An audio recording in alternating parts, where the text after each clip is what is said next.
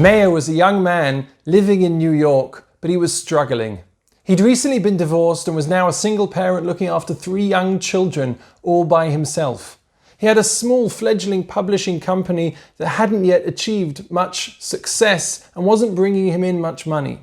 He decided he would turn to his Rebbe for guidance. He went to visit the great sage Rabbi Moshe Feinstein, but when he arrived, Rabbi Moshe was in the middle of a meeting with some important people. By the time Rabbi Moshe had finished, unfortunately Meir had had to go home to look after his children again. He came home downfallen, certain that there was no one who was going to help him out of his predicament. The next evening there was a bitter snowstorm in New York when Meir heard a knock at the door. He opened the door to see none other than the great sage Rabbi Moshe Feinstein standing there at the doorway. "Rebbe," he said, "what brings you out in this inclement weather, in this late hour?"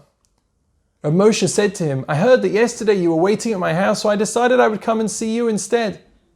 He came into the house and Meir invited him in, but he said, "I'm really sorry, Rebbe, first I have to put my 3 children to bed."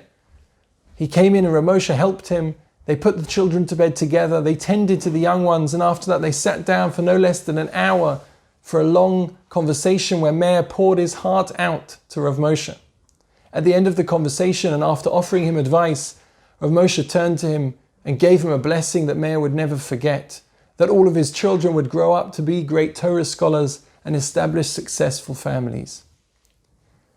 Meir later on became Rav Meir Zlotowitz, the founder and great Art Scroll CEO who achieved a Torah revolution in our days. He would look back at that time as a turning point in his life, how Rav Moshe had helped show him that he was capable of achieving his dreams, making a success of his small publishing company and bringing up his family. In this week's parasha we hear about the offerings of the Nasiim, the princes of each tribe. And it's very interesting that each one of them is given the title Nasi except for one. Nachshon ben Aminadov is simply described as a member of the tribe of Yehuda. And Rabbi Twersky explains that Nachshon did not need a title, because Nachshon ben Aminadov was the one who led the Jewish people into the splitting of the sea. He walked into the water before it had even split, and everyone else followed him. Titles are extraneous when a person's actions speak for themselves.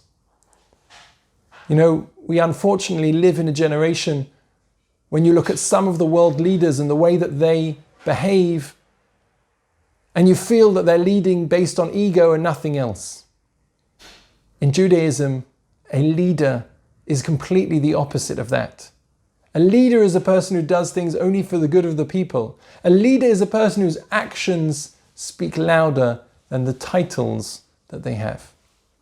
Wishing everyone a happy, healthy Shabbat.